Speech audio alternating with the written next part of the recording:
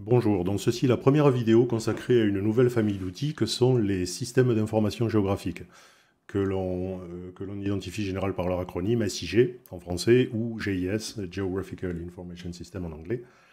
Donc il ne s'agit pas proprement parler d'outils bureautiques, mais comme ces logiciels peuvent être enfin pour certains d'entre eux peuvent être installés et utilisés sur un ordinateur personnel, j'ai pensé qu'ils pouvaient trouver leur place sur cette chaîne. Voilà, alors, ce sont des logiciels qui sont très utilisés dans des activités liées à l'aménagement du territoire, à la gestion des infrastructures, réseaux, transports, etc. Donc dans ces vidéos, je vous propose d'utiliser l'exemple d'un SIG que j'avais créé pour la Fondation du patrimoine. Donc, il s'agit d'un projet réel, mais j'ai modifié toutes les données liées vraiment à la Fondation du patrimoine, nominatives, personnelles, etc. Dans cette première vidéo, je vous propose de simplement explorer le SIG une fois terminé, ce qui permettra de passer en revue les principaux aspects des SIG, je pense, et de voir comment ce SIG peut être utilisé par la Fondation du patrimoine. Voilà, vous pourrez juger ensuite, à l'issue de cette présentation, si l'exercice vous intéresse, si vous pouvez être amené à créer le même type de projet, et je pense que vous pourrez alors regarder avec profit, j'espère, les vidéos suivantes dans lesquelles nous le construirons ensemble. Voilà. Alors, quels sont les principaux logiciels de SIG? Alors, il en existe énormément, on ne va pas les passer en revue. Des logiciels commerciaux, on peut citer le logiciel ArcGIS de la société Esri, qui est, je crois, vraiment une des références dans le domaine, mais il en existe beaucoup d'autres. Beaucoup de logiciels libres également, dont celui que nous allons utiliser dans ces vidéos, qui est le logiciel QGIS, qui est lui aussi, je crois, vraiment une référence du domaine, avec une équipe de développeurs qui est très active, et c'est vrai qu'on voit de nouvelles versions sortir régulièrement depuis des années, avec des fonctionnalités qui sont vraiment intéressantes. Donc moi, c'est un logiciel personnellement que j'aime bien. Voilà le site de ce logiciel, donc vous pouvez le télécharger gratuitement et l'installer sur votre poste. Vous voyez que QGIS vous propose, lorsque vous voulez télécharger deux versions, dont la version 3.26, qui est la version Buenos Aires, comme vous l'avez peut-être vu apparaître ici. C'est une tradition chez QGIS d'associer chaque version à un nom de lieu. Donc pour la version 3.26, c'est Buenos Aires. Mais vous voyez qu'on vous propose également une autre version, la 3.22, donc une version un peu plus ancienne, qui est qualifiée de LTR. En anglais, ça signifie Long Term Release, c'est-à-dire c'est une version qui est supposée être plus stable, mais dans laquelle vous ne trouverez pas les toutes dernières fonctionnalités de la dernière version. Dans ces vidéos, nous allons utiliser les deux versions, puisque lorsque j'ai voulu faire quelques tests, notamment de tracé d'entité avec la toute dernière 3.26, j'ai rencontré quelques instabilités. Donc en particulier pour les exercices de mise à jour et de création du SIG, on reviendra sans doute à la version LTR. Voilà, donc je reviens à notre SIG Fondation du patrimoine. Un SIG, ce n'est pas simplement un logiciel de dessin qui permet de créer des cartes. Si votre besoin est celui-là, je vous conseillerais plutôt d'utiliser un logiciel de dessin vectoriel, comme Illustrator de la société Adobe ou Inkscape dans le monde du libre, qui vous permettront de créer des très jolies cartes et avec des logiciels qui seront peut-être un peu plus simples à utiliser. Un SIG, il faut vraiment voir un SIG, je crois, comme un système de gestion de base de données dans lequel les entités décrites en base de données peuvent être géoréférencées, c'est-à-dire représentées sur une carte. Et ces modes de représentation, il en existe juste trois, c'est relativement simple. Chaque entité de la base de données peut être représentée sur la carte par un point, ou par une ligne, un trait, ou par un polygone, c'est-à-dire une aire. Et le choix doit être fait pour chaque table de la base de données. Alors comment est-ce qu'on peut faire ce choix? Cela dépend du type d'entité et des besoins de votre projet. Il arrive même que pour une même entité, dans des projets différents, on fasse un choix différent. Par exemple, les villes ou les communes. Si vous créez un SIG dans le but de créer des cartes historiques, c'est-à-dire des cartes à petite échelle, vous choisirez le plus souvent un mode point pour décrire les villes. Mais par exemple, dans notre cas où on travaille à plus grande échelle et où l'on a besoin de connaître les limites géographiques précises du territoire de chaque commune, ici on sera plutôt amené à choisir un mode polygone. Donc vous voyez, pour une même entité, en fonction du projet, on peut faire des choix différents. Le mode ligne, il peut être utilisé, par exemple, pour décrire un réseau hydrographique, dans la mesure où vous n'avez pas besoin de connaître la largeur des différents cours d'eau. Sinon, ici encore, vous pourrez être amené à choisir le mode polygone. Le mode trait, il est aussi très utilisé par les gestionnaires de réseaux, pour décrire des réseaux de télécommunications, pour décrire des réseaux de distribution d'eau, d'électricité, etc. Alors dans cet exemple, nous n'en avons pas de mode ligne. Le mode point, j'en ai parlé. Dans le mode ensuite polygone, R, c'est largement celui qui est le plus utilisé, en tout cas très largement dominant sur l'exemple que nous allons traiter. C'est celui qui permet de décrire des zones particulières du territoire qui peuvent correspondre à des zones administratives, à des zones urbanisées, agricoles, couverture forestière. Enfin, ça peut correspondre à énormément de choses en fonction de vos besoins. Alors sur l'interface de QGIS, vous voyez que pour afficher la carte, vous disposez d'un certain nombre de couches qui ressemblent beaucoup aux calques que l'on trouve dans les logiciels de dessin, donc qui correspondent à des données que vous pouvez qui se superposent et que vous pouvez choisir de faire apparaître ou pas, simplement en cliquant dans le petit carré qui est à gauche. Alors ces couches, du moins pour certaines d'entre elles, mais je vais y revenir, correspondent aux tables de base de données dont je viens de parler. Les deux couches qui apparaissent par défaut, ce sont les départements et les communes, qui correspondent effectivement à deux tables en base de données, qui sont la table des départements et la table des communes. D'autres couches sont disponibles, les cantons par exemple, qui sont utiles pour certaines opérations de la Fondation du patrimoine sur lesquelles nous reviendrons, les groupements de communes qui peuvent l'être aussi.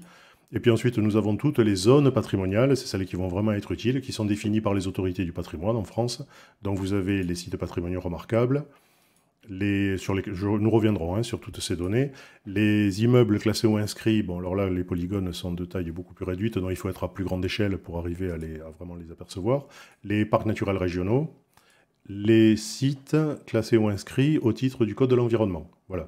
Toutes ces zones sont nécessaires puisque lorsqu'on traitera d'un dossier particulier, il est utile de savoir si le bâtiment sur lequel porte le dossier, puisque la plupart des dossiers de la Fondation du patrimoine portent sur des bâtiments, si ce bâtiment se situe dans l'une ou l'autre de ces zones ou pas.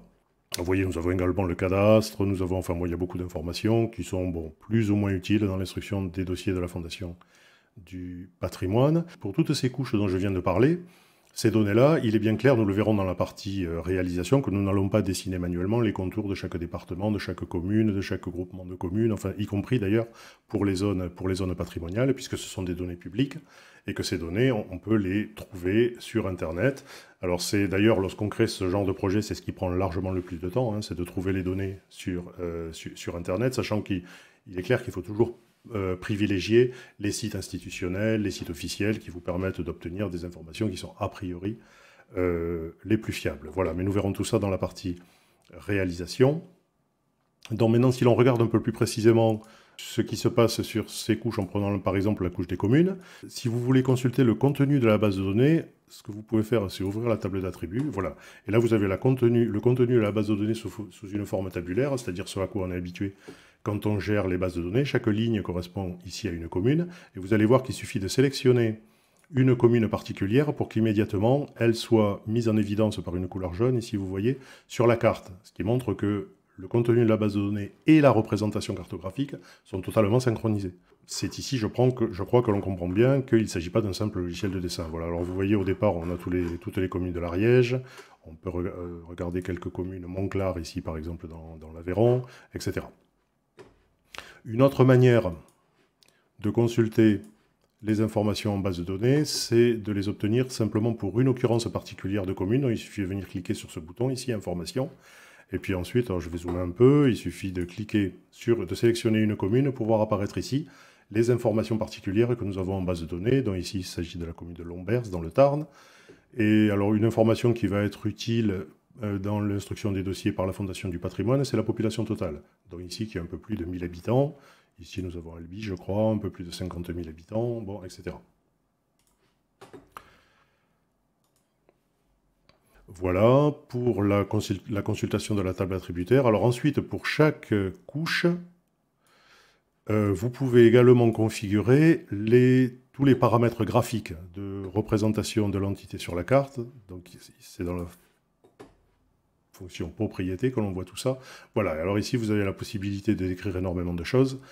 Donc la représentation graphique, ici nous sommes donc sur des entités polygones, dans le remplissage, dans la couleur de remplissage, l'opacité, on utilise très souvent un certain niveau de transparence pour les couches, ce qui permet de voir, lorsqu'on superpose plusieurs couches, de voir comment elles se positionnent les unes par rapport aux autres. Bon, vous avez des formats standards qui vous sont proposés. Ici, nous allons avoir, voilà, de manière un peu plus précise, la couleur, le style de remplissage. Nous avons des motifs, un peu comme ce qui existe dans Excel, la couleur du trait qui borde la commune, sa largeur, son style, enfin, etc. Vous avez énormément de choses. On ne va pas rentrer dans tous dans tous les détails de cette configuration, on y passerait énormément de temps. Un autre aspect qui est intéressant, ce sont les étiquettes, que vous pouvez choisir ou pas de faire apparaître sur chaque entité. Vous voyez ici que sur notre carte, les étiquettes apparaissent pour les départements, mais pas pour les communes. Lorsqu'on veut créer des étiquettes de ce type, il faut d'abord indiquer quelle est l'information en base de données que l'on va utiliser pour créer ces étiquettes. Alors le plus souvent, c'est le nom du département ou de la commune. Vous pouvez choisir la police, le style, etc. Comme ça se fait dans les logiciels bureautiques, la taille, la couleur, etc. Vous avez beaucoup de panneaux de paramètres. Là aussi, nous n'allons pas rentrer dans tous les détails. Tout de même, un paramètre qui est intéressant pour les étiquettes, c'est l'aspect suivant. Sur la carte, à l'échelle où nous l'avons ici, si l'on faisait apparaître le nom de toutes les communes, tous les noms se superposeraient, on verrait un gros pâté noir, enfin on verrait rien du tout. Un réglage qui est peut-être utile, c'est de ne demander à ne voir les étiquettes qu'à partir d'un certain niveau d'échelle. C'est ce que nous avons choisi ici pour les communes. C'est la raison pour laquelle les noms n'apparaissent pas ici. On a choisi de faire apparaître les étiquettes des communes à partir de 1/250 millième et pour les échelles plus importantes. Mais pour les échelles plus petites qu'1/250 millième, les étiquettes n'apparaissent pas. Vous le voyez ici. Et si je me... Alors, il va falloir que je ferme cette fenêtre pour le mettre en évidence. Voilà, vous voyez que là, je suis à 1/800 millième, donc elles n'apparaissent toujours pas. Là, je suis à 1/400 millième, elles n'apparaissent toujours pas. Là, je suis à 1/214 millième, donc j'ai passé 250 millième, et vous voyez qu'à partir de là, les noms apparaissent. Donc il faut bien régler ce paramètre pour que les noms apparaissent à partir d'une échelle où les noms sont exploitables, hein, ce qui est le cas ici. Voilà, et si je dézoome, voilà, ils disparaissent. Voilà, donc pour le réglage de ces couches. Alors, toutes les couches dont nous venons de parler, ce sont des couches dites couches vecteurs. Donc, QGIS, ce sont les couches principales, à mon sens, et ce sont les couches qui sont associées, comme nous venons de le voir, aux données en base de données. Alors, il existe d'autres... Alors, quand même, encore un mot sur les couches vecteurs. Vous voyez qu'ici, elles sont représentées avec des petits icônes. Toutes les couches vecteurs de type polygone, celle que nous venons de regarder, vous voyez que le petit symbole qui apparaît ici, c'est un carré, avec comme couleur de remplissage celle que vous avez choisie pour la couche en question. C'est comme ça pour toutes les couches vecteurs de type polygonal. Des couches vecteurs de type trait, nous n'en avons pas, je l'ai dit. Par contre, des couches vecteurs de type point, on en a deux, qui sont vides pour le moment, mais que nous allons utiliser tout à l'heure, et qui correspondent au dossier que la Fondation du patrimoine peut instruire, et ici ce sont des couches points. Donc vous voyez que le symbole qui apparaît c'est un petit cercle avec même chose, la couleur de remplissage que vous avez choisie. Donc voilà pour toutes les couches vecteurs. Les deux couches qui sont ici, département et commune, je n'en parle pas dans cette vidéo, nous y reviendrons dans la partie réalisation. Et puis vous voyez que nous avons d'autres types de couches qui apparaissent en dessous. Alors, deux types de couches que l'on va utilisées dans cet exemple-là, dont nous venons voir les couches vecteurs. Il existe à côté de ça des couches raster. Qu'est-ce que c'est que ces couches raster? Ce sont des couches dans lesquelles on affiche simplement une image qui est, alors une carte, hein, qui est géoréférencée, c'est-à-dire positionnée de manière à venir coïncider le mieux possible avec votre carte. Les couches raster, elles peuvent être utilisées pour décrire un fond de carte, dans lequel vous décrivez des reliefs ombrés, par exemple, des choses comme ça. Ça se fera avec une couche raster. Ça peut être utilisé pour décrire les cartes anciennes. C'est ce que nous faisons ici d'ailleurs dans cet exemple. Alors ici, deux couches ont été créées pour des cartes anciennes, que sont la carte de Cassini. Pour la faire apparaître, voilà, il faut venir cliquer ici. Bon, à cette échelle, on ne voit pas grand-chose, mais nous allons nous rapprocher un peu. Donc la carte de Cassini, c'est une carte qui a été créée sous fin 17e, début 18e, je crois, sous Louis XIV et Louis XV, par une véritable dynastie de cartographes, hein, les Cassini. Et c'est, je crois, la première carte un petit peu précise de l'ensemble du territoire national qui a été établie. Voilà, alors à cette échelle, on ne voit pas grand-chose, parce que bon, c'est propre aux couches raster. C'est-à-dire qu'il faut se placer à une échelle qui correspond à celle qui correspond à l'échelle de la carte, si on veut espérer voir quelque chose. Vous voyez, alors je vais cacher les communes pour qu'on ne voit pas apparaître les... Voilà, à cette échelle-là, on commence à voir... Voilà, c'est probablement à cette échelle-là qu'on a le meilleur rendu. Donc vous voyez, ici, c'est la région d'Albi. Voilà ce à quoi ressemble la carte de Cassini. Ça peut être utile dans certains cas pour identifier un lieu précis, pour savoir quel était le nom ou la configuration d'un site particulier au début du XVIIIe siècle. Et puis le cadastre napoléonien. Alors pour le cadastre napoléonien, je n'ai pas fait la numérisation de l'ensemble du cadastre, c'est à peu près impossible, hein, le nombre de dalles est gigantesque. J'ai juste géoréférencé quelques images. Je crois que c'est ce qu'on appelle les tableaux d'assemblage dans le cadastre napoléonien, c'est-à-dire ce ne sont pas l'ensemble des feuilles du cadastre avec toutes les parcelles, ce qui serait considérable et pas forcément très utile à faire. Disons que ça peut être fait sur certains sites particuliers si l'information est nécessaire. Alors là aussi, il faut se placer à la bonne échelle pour arriver à voir. Voilà, c'est probablement ici. Donc ici, la feuille, vous voyez, a été dégradée, hein, mais on aperçoit les principaux bâtiments. Ici, vous avez la cathédrale Sainte-Cécile, l'église Saint-Salvi, etc. Bon, même chose, ça peut être utile dans certains cas, si l'on souhaite savoir comment était configuré un site particulier. Alors ici, on est au début du 19e siècle, par contre. Voilà, donc ce que je peux dire sur les couches raster. Et alors enfin, il y a un troisième type de couche qui n'est ni vraiment vecteur ni vraiment raster, puisque chaque couche correspond à un véritable SIG par lui-même. Ce sont les services cartographiques du web, que vous pouvez superposer à votre carte, ce qui peut être très très intéressant. Alors vous les connaissez, hein, le plus connu c'est Google Maps. Donc vous voyez, il suffit d'en demander l'affichage pour avoir la carte. Donc là on est dans la région d'Albi. Voilà, donc Google Maps c'est probablement le plus connu, mais et vous pouvez superposer ça avec vos couches vecteurs. Par exemple, ici, le site patrimonial remarquable d'Albi, vous voyez, il se positionne exactement sur la carte. D'autres services cartographiques du web peuvent être utiles. Alors, OpenStreetMap, qui correspond à une sorte de version libre de Google Maps, si vous voulez. Alors, il est intéressant d'avoir les deux, Google Maps et OpenStreetMap, parce que sur certaines zones, on trouvera parfois que c'est Google Maps qui est le plus précis, ou parfois ce sera OpenStreetMap. Vous avez Google Hybride, je crois que c'est une vue satellite, mais sur laquelle sont superposées quelques informations vectorielles. Là, c'est Google Satellite pur. Alors ça peut être utile pour localiser certains bâtiments précis qui n'ont pas été représentés. Alors, en ville, c'est extrêmement rare, mais en campagne, ça arrive. Certains petits bâtiments, comme un pigeonnier, une grange, enfin, je sais pas, des bâtiments un peu isolés, qui sont pas toujours modélisés dans Google Maps ou OpenStreetMap. Bon, par une vue satellite, en général, vous pourrez les voir, à moins qu'ils soient cachés par des arbres ou des choses comme ça. Et des vues satellites, j'en ai mis deux, mais là, c'est pas forcément utile. Il y a celle de Google, et puis il y a celle de Microsoft, donc qui se ressemblent beaucoup. Voilà, donc je reviens à notre affichage initial. Pour terminer, je vous propose deux exemples fictifs de traitement de dossier par la Fondation du patrimoine. Imaginons qu'une demande parvienne à la Fondation du patrimoine pour un projet de rénovation du théâtre d'Albi. Donc la première chose à faire, c'est de localiser le bâtiment en question. Donc ici, je sais qu'il est sur Albi. Je vais utiliser la carte OpenStreetMap pour le localiser précisément. Voilà. Et alors, où est-ce qu'il est, le théâtre d'Albi? Voilà. Il est ici, tout près du Jardin National. Vous voyez le théâtre. Je vais supprimer la couche des communes pour pas que le libellé apparaisse. Voilà. Donc, première chose à faire, c'est de créer un dossier pour indiquer qu'une demande vient d'arriver, qu'un dossier va être ouvert pour un bâtiment particulier, dont nous allons créer une souscription. Donc, nous allons faire ici une mise à jour d'une couche. Alors, par défaut, toutes les couches vecteurs sont en mode consultation. Vous ne pouvez rien modifier. Il faut vraiment faire une action particulière, donc se positionner sur la couche des souscriptions et placer cette couche en mode édition pour pouvoir créer de nouvelles données. Donc pour cela, il suffit de venir cliquer sur le petit crayon qui est ici, vous voyez, basculer en mode édition. De nouvelles fonctionnalités deviennent actives à partir de ce moment-là. Et pour créer une nouvelle entité, donc ici il s'agit d'entités ponctuelles, donc c'est très simple à créer, c'est ce bouton-là, ajouter une nouvelle entité. Vous voyez que le curseur prend une forme particulière et je vais venir créer ma nouvelle entité correspondant au théâtre. Alors ici, un identifiant, le dossier numéro 100 par exemple. La maîtrise d'ouvrage, on peut considérer que c'est la commune d'Albi. L'édifice, c'est le théâtre.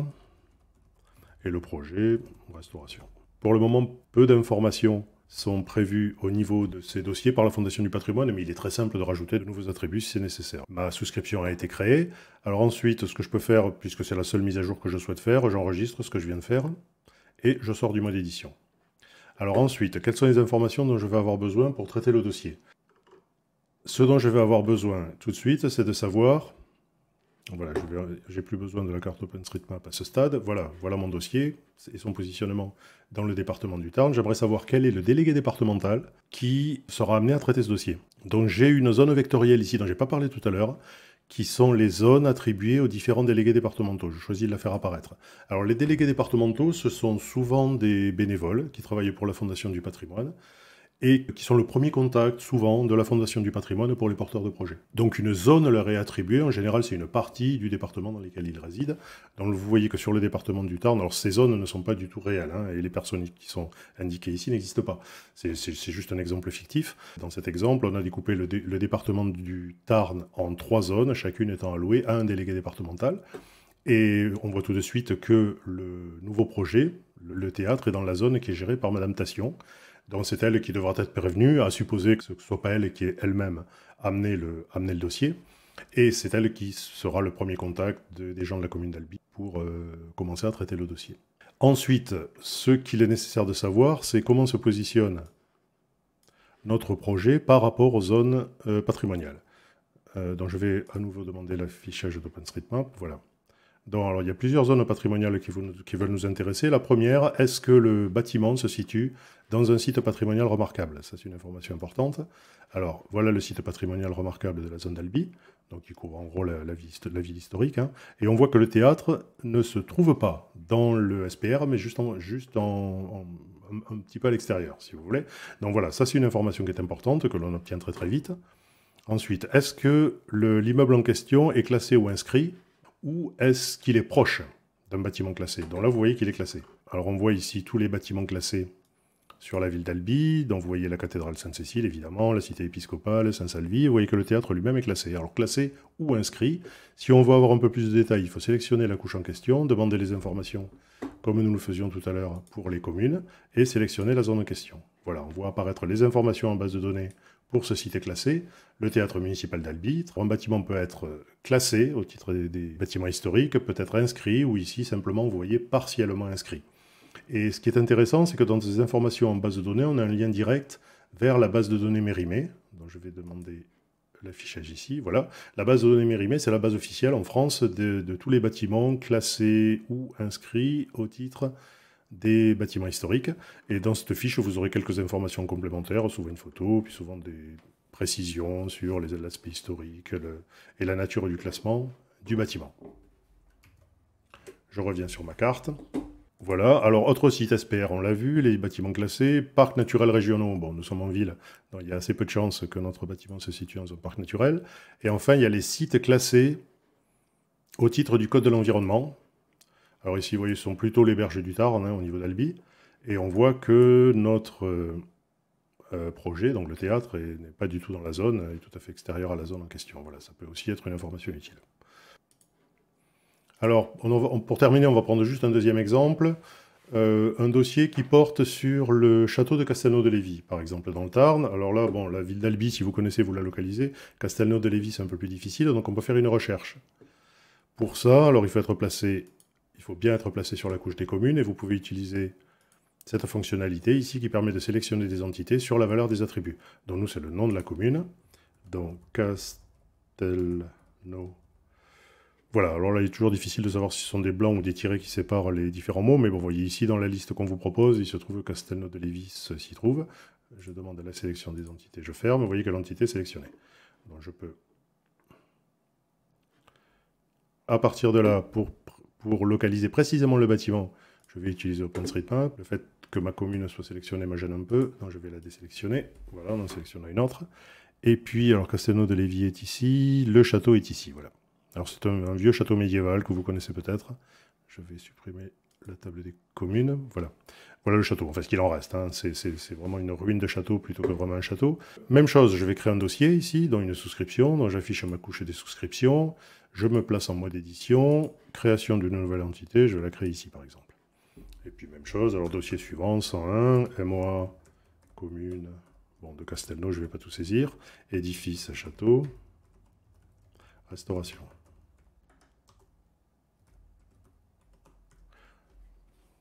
Restauration, pardon. Voilà. Je sauvegarde ce que je viens de faire et je sors du mode édition, hein, toujours. Voilà. Et puis même chose, je veux savoir dans quel... Alors je vais enlever, je dézoome. Pas trop quand même. Et je fais apparaître les zones des délégués départementaux. Et vous voyez que, bon, même chose, sans surprise, hein, on est tout près d'Albi. Nous sommes toujours dans la zone de Madame Tation. Mais c'est les zones départementales dont j'ai plus besoin. Alors vous voyez qu'ici, les étiquettes apparaissent, mais il arrive parfois, alors ça c'est QGIS qui le gère, hein, vous ne le maîtrisez pas, mais sur la couche des souscriptions, l'affichage des étiquettes a été prévu dans la configuration. Mais lorsque deux entités sont proches, les étiquettes pourraient se superposer, enfin se chevaucher du moins. Et à ce moment-là, QGIS choisit de ne pas toutes les afficher. Mais vous ne maîtrisez pas lesquelles sont affichées, lesquelles ne le sont pas. Et vous voyez, si vous agrandissez l'échelle, là par contre, il n'y a pas de problème, les deux apparaissent. Alors, on va faire apparaître à nouveau OpenStreetMap. Alors, j'aurais pu utiliser Google Maps. Hein. Moi, j'ai plutôt l'habitude d'utiliser OpenStreetMap. Et puis, pour savoir si notre nouveau projet se situe ou pas dans des zones patrimoniales. Donc, site patrimonial remarquable, vous voyez, il y en a un à Albi, mais il n'y en a pas à Castelnau-de-Lévis. Alors là, pour savoir si le bâtiment est... Alors, il est bien inscrit ou classé au titre des bâtiments historiques, puisque vous le voyez ici, à Castelnau-de-Lévis, le château est classé et l'église de Saint-Barthélemy l'est également. Même chose, si on veut avoir des informations, je me place bien sur la couche des immeubles classés, informations, je sélectionne le château, et voilà. Alors je vois qu'ici, alors là, il est classé, le château. Même chose, j'ai un lien vers la base de Mérimée, où j'ai quelques informations complémentaires, notamment historiques. Alors, ensuite, parc naturel régional, non. Site classé au titre du Code de l'environnement, alors là, oui. Vous voyez que la commune entière est classée au titre du Code de l'environnement. Même chose si on veut avoir des informations plus précises. Alors, il faut bien être sur la couche en question. Voilà, et on voit qu'il est inscrit simplement au titre du Code de l'environnement, et puis quelques informations complémentaires, je ne rentre pas dans les détails. Voilà pour ce qui est du positionnement du projet par rapport aux zones patrimoniales. Une autre information intéressante peut-être ici, c'est d'utiliser les cartes historiques, et en particulier la carte de Cassini. Bon, une information intéressante que l'on peut avoir ici, c'est que vous voyez que le nom a changé.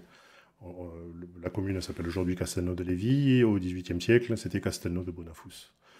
Bah écoutez, je vous propose d'en rester là pour ce qui est de ces exemples. Alors j'espère que cette vidéo vous aura intéressé, surtout vous aura montré ce qu'il est possible de faire avec un SIG sur un exemple simple. Il s'agit plutôt quand même d'une introduction à l'utilisation des SIG qu'une utilisation très riche et très complète. Ces logiciels, et QGIS en particulier, offrent énormément de fonctionnalités qu'au travers de ce simple exemple, nous n'aborderons pas.